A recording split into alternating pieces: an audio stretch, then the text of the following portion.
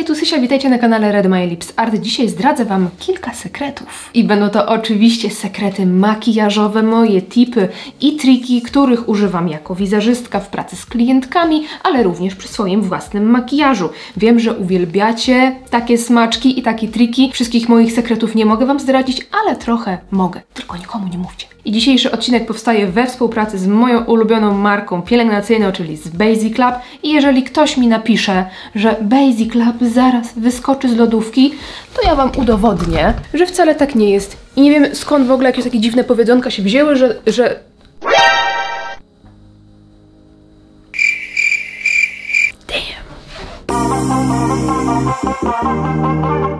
No i właśnie, pierwszy i najważniejszy dla mnie tip to pielęgnacja pod makijaż. Wiem, że wiele osób podchodzi do tego tematu olewczo, myśli sobie, dobra, gadaj sobie zdrów, lepiej pokaż mi podkład, który robi wszystko, czego bym chciała.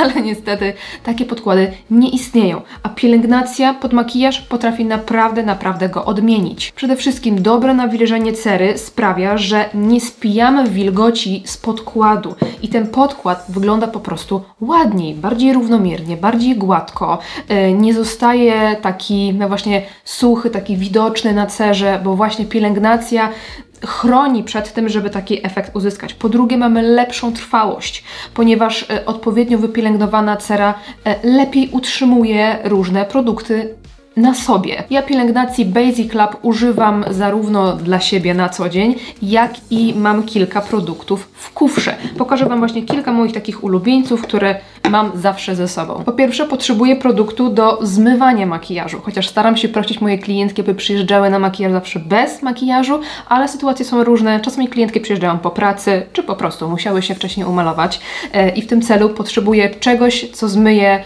skutecznie, ale bez podrażniania, bez pocierania i ten płyn micelarny jest fantastyczny, ponieważ właśnie bardzo skutecznie zmywa makijaż bez kompletnego pocierania. Wystarczy przyłożyć, delikatnie przetrzeć i skóra nie jest podrażniona, nie jest zaczerwieniona, nie jest, wiecie, taka zmasakrowana od pocierania wacikiem i właśnie takich produktów ja potrzebuję w kufrze, czyli bardzo skuteczne, ale łagodne. Tutaj mam wersję do skóry tłustej, trądzikowej i wrażliwej, ale bez obaw ta wersja również spokojnie nada się do używania na innych cerach, bo nie jest to produkt wysuszający, mocno ściągający, absolutnie nic z tych rzeczy, więc fantastyczny płyn micelarny, bardzo skuteczny. I pierwszy z produktów, który używam bardzo często na moich klientkach, to jest primer tonizujący do skóry suchej i wrażliwej. Ja przede wszystkim stawiam na nawilżenie, jeżeli chodzi o przygotowanie skóry pod makijaż. Oczywiście każdy ma inną cerę i każdy potrzebuje czegoś innego, ale to jest taki element, który używam bardzo często, bo po pierwsze jest łatwy, szybki i wygodny w użyciu, bo po prostu wystarczy spryskać twarz i tak naprawdę nałożony już jest tonik, nie trzeba kolejnych wacików, nie trzeba znowuż pocierać, ani nic takiego.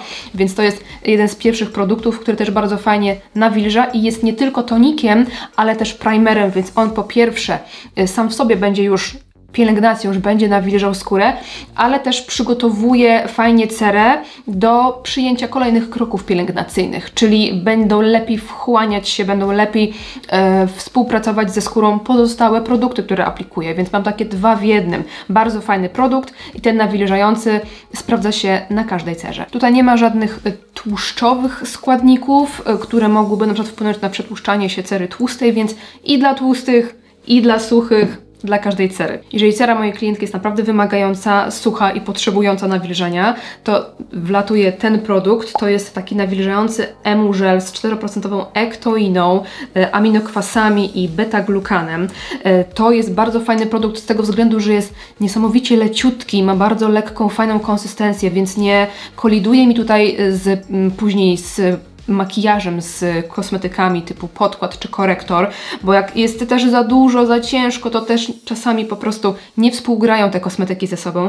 To jest bardzo lekkie, a jednocześnie super nawilżające i wręcz takie zmiękczające skórę, więc jak cera jest wyjątkowo sucha, wyjątkowo wymagająca, potrzebująca, może poszarzała, albo u pań, które nie używają w ogóle na co dzień pielęgnacji, to jest naprawdę super, przepięknie zmiękcza skórę. Też sobie troszkę nałożę. Zobaczcie, że to jest taka forma takiego bardzo delikatnego właśnie takiej emulsji, takiego troszkę żelu, ale bardzo, bardzo lekka konsystencja.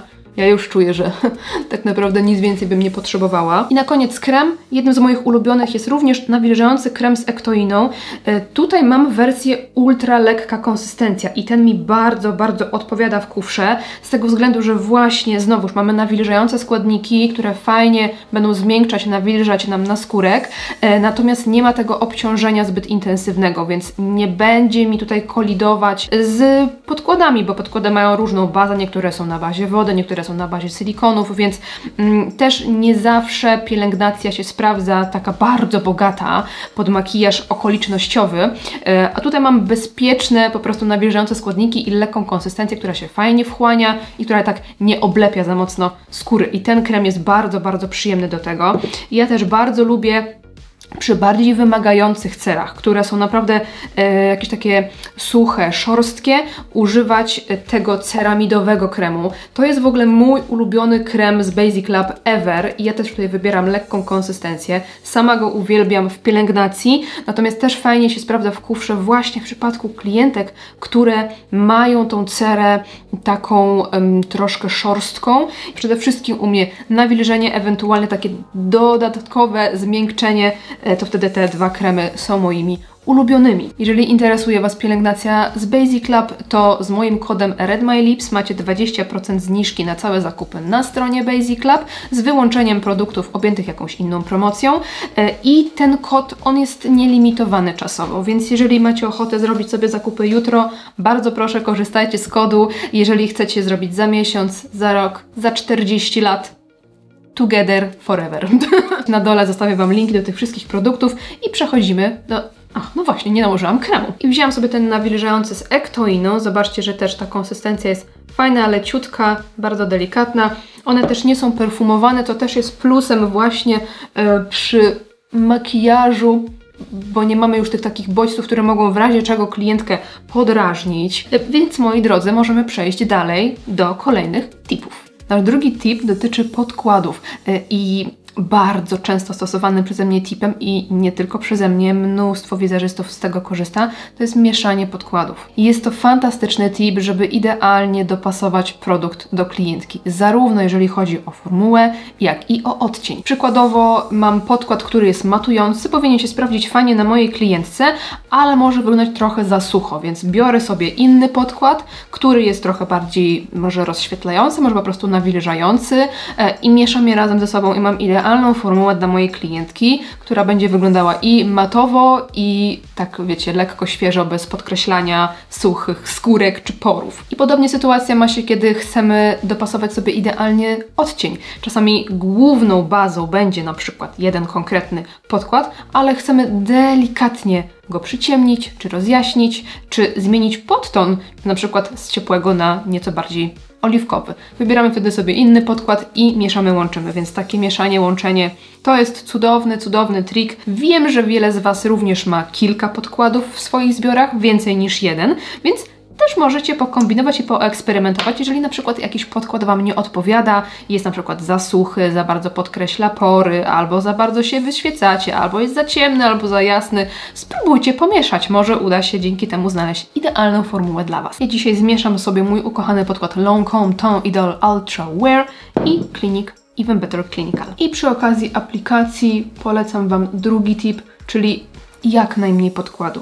Wiem, że czasami mamy trochę taką ciężką rękę, bo chcemy się pospieszyć, bo chcemy, żeby po prostu bardzo ładnie wyrównać koloryt. My lubimy jednak tutaj w Polsce takie krycie, żeby było porządne. Im mniej podkładu nałożymy, tym on lepiej będzie się utrzymywał. Z tego względu, że gruba warstwa nie przyklei się tak dobrze do cery. Duża ilość podkładu sprawia, że jest większa tendencja do tego, żeby produkt się zbierał w zmarszczkach, żeby ważył się w porach, żeby mocniej się wyświecał. Dlatego zawsze polecam Wam aplikację jak najcieńszej ilości. Zawsze możecie w któreś miejsce dołożyć sobie krycia jakimś korektorem czy drugą warstwą podkładu, ale aplikacja podkładu jest naprawdę kluczowa, jeżeli chodzi o ładny wygląd cery, bardziej naturalny, No i właśnie trwałość, bez zbierania się, bez ważenia, bez spływania makijażu. Najlepiej, jeżeli zależy Wam na tym, żeby warstwa była naprawdę cienka,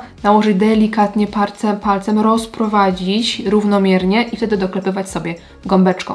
Albo zaaplikować pędzelkiem, na przykład takim płaskim i dopiero potem aplikować gąbeczką, albo po prostu samym pędzelkiem niedużej ilości. Jak Wam się podoba moja mieszanka z bliska? No moim zdaniem wygląda przepięknie. Tu mam jeszcze małą niedoskonałość, którą chciałabym zakryć i właśnie kolejny tip na temat zakrywania niedoskonałości. Tyczy się szczególnie osób, które chcą zakrywać jakieś wypryski, jakieś krostki, jakieś grudki, może mają trądzik. Wiem, że logika podpowiada nam, aby w takiej sytuacji użyć na przykład jakiegoś trwałego korektora, jakiegoś zastygającego korektora. Natomiast chcąc zakryć sobie te niedoskonałości, musimy czasami niektóre produkty sobie nabudować. A te zastygające mają wtedy tendencję do pękania, do jakby kruszenia się, można tak to ująć, więc nie sprawdzą się do końca do zakrywania jakichś niedoskonałości, na przykład na policzkach. Więc w takiej sytuacji lepiej sprawdzi się produkt kremowy, nasycony w pigment, który ma mocne krycie, ale kremową formułę, która jest bardziej plastyczna, która będzie pracować ze skórą i nie zacznie nam się podkreślać różne niedoskonałości, tak jak produkt zastygający może podkreślać wszystkie suche skórki, może zbierać się w różnych miejscach między, wiecie, krostkami i tak dalej. Tak kremowy bardziej wtopi się w skórę i będzie prezentować się bardziej naturalnie.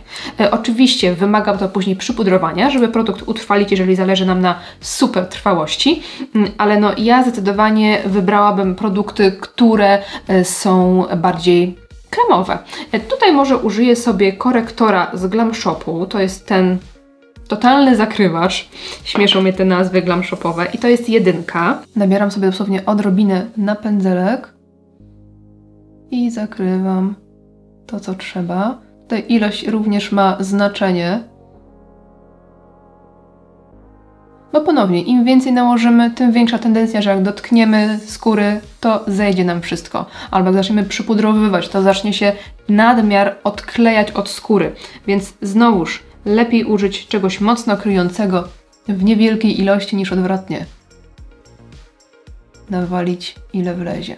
Jeżeli Wasz korektor nie jest idealnie dopasowany kolorystycznie do Waszej cery, warto jest na przykład wrócić do odrobiny podkładu, którego używaliśmy i jeszcze doklepać sobie do korektora.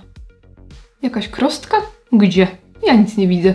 Jeśli chodzi o okolice pod okiem, to tutaj podobnie jak w przypadku podkładu.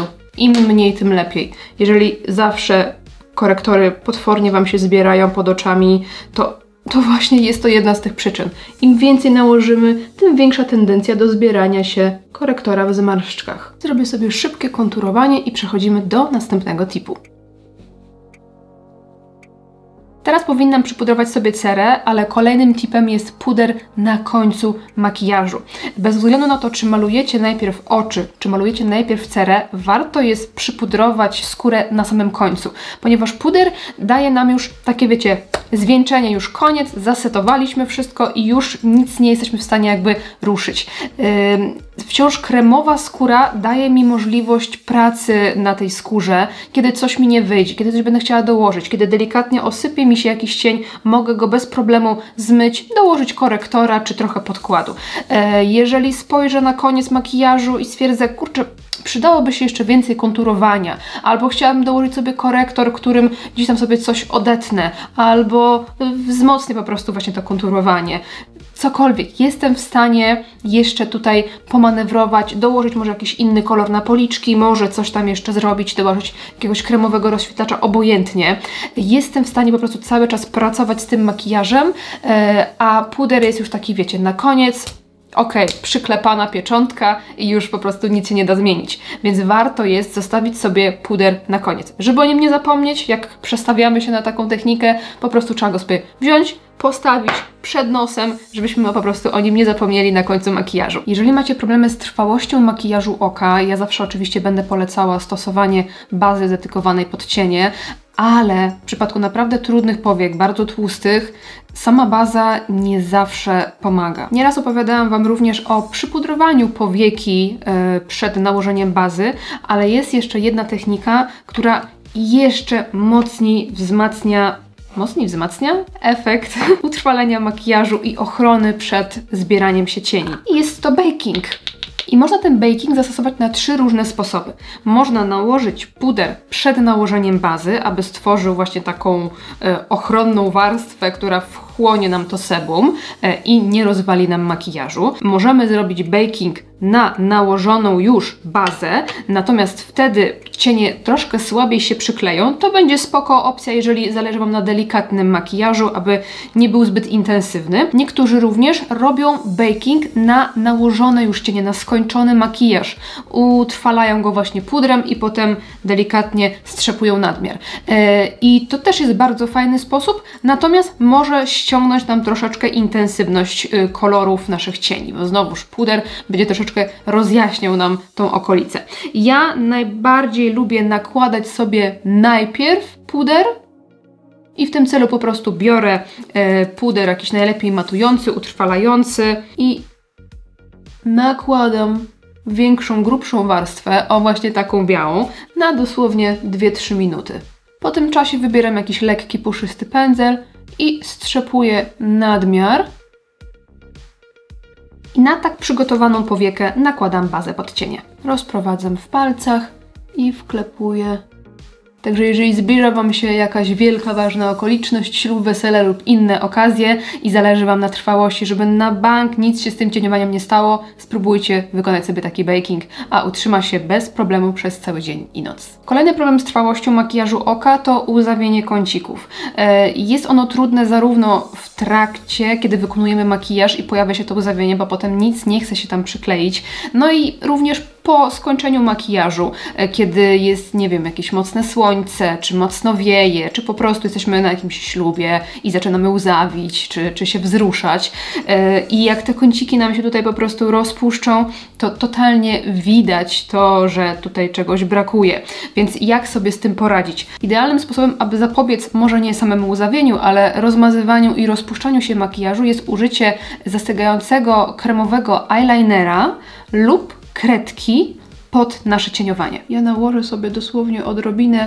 To może być nałożone jako taka baza, może to być nałożone po całej długości oka, w kąciku i na górnej powiece, a może to być dosłownie tylko to miejsce, gdzie oko nam łzawi. Ja sobie tak lekko przeniosę troszkę też wyżej. Najlepiej, żeby to były kredki typu long lasting, zastygające, ale nawet taka kremowa, zwykła kredka też powinna w dużym stopniu nam uchronić oko przed rozmazywaniem się makijażu. Dobrze powiedziałam po polsku?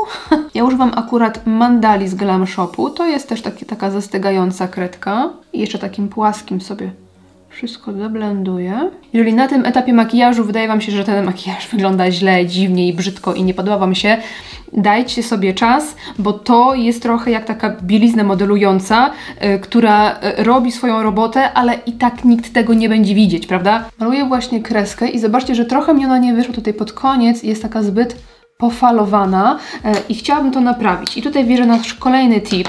Wiem, że często mówi się o naprawianiu takich błędów używając płynu micelarnego. Natomiast jak dobrze wiemy, płyn micelarny ma za zadanie rozpuszczać nam makijaż. Więc nawet jeżeli wytrzemy wszystko, co żeśmy tam stworzyli i naprawimy wszystko pięknie, to za jakiś czas, za godzinę, 2, 3 może zacząć Wam się ten makijaż po prostu w tym miejscu rozpuszczać. Świetnym sposobem, aby naprawić ten błąd bez niszczenia makijażu, żeby mieć gwarancję, że nic z tym makijażem się nie stanie, cudownie użyć jest po prostu bazy pod makijaż. Tutaj sobie troszkę wyłożyłam, taka zwykła, klasyczna baza. Cudownie wszystko nam naprawi. Rozpuści nam ten makijaż w takim sensie, że można sobie poprawić kształt na przykład tej kreski, czy po prostu ją zmyć gdzieś tam w którymś momencie, ale pozostałości tej bazy nie sprawią, że makijaż będzie nam się rozpuszczał. Tu chyba muszę troszkę zasłonić, bo inaczej tego nie zrobię. O, i zobaczcie, jest dużo, dużo lepiej. Kreska naprawiona. No i z drugiej strony załóżmy, że popsułam sobie kreskę, więc biorę sobie pędzelek, tym razem sobie użyję takiego. Troszkę bazy.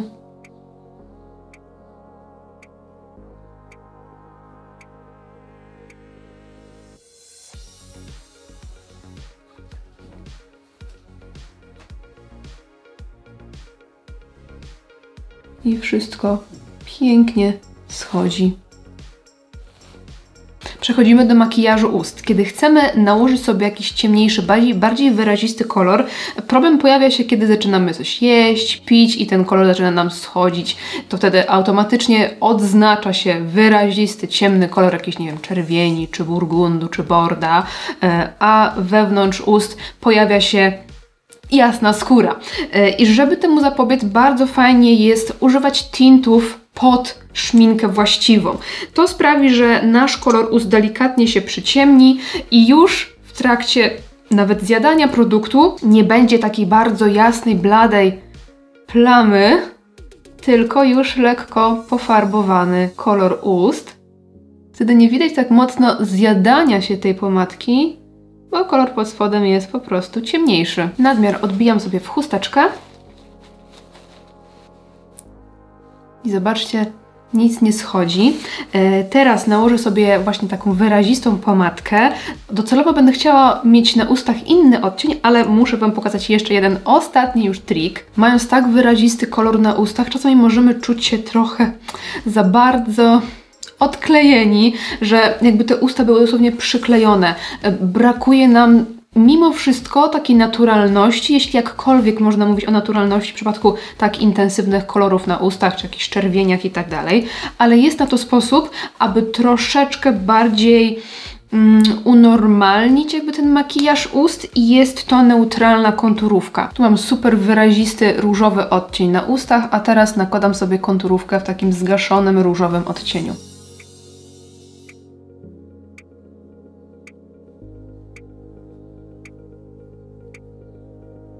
I biorę jakiś pędzelek, żeby delikatnie wszystko ze sobą połączyć, delikatnie rozblendować. To też jest fajny trik, jeżeli chcemy, aby makijaż ust wyglądał bardziej naturalnie, mimo właśnie swojej intensywności. Bierzemy jakiś pędzelek i delikatnie rozcieramy krawędzie. I tutaj zobaczcie sobie połówkę. To nie jest bardzo wyrazista różnica. Weźmy sobie to pod uwagę.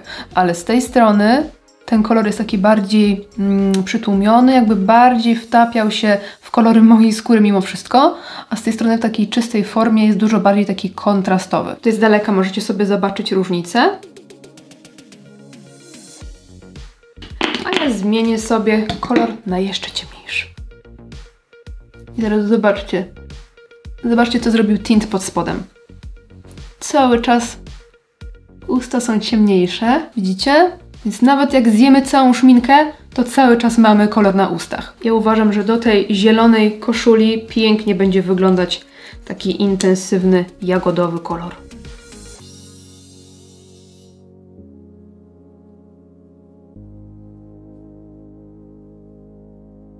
Ależ ten kolor jest piękny. Szkoda, że on się tak troszkę nierównomiernie rozprowadza.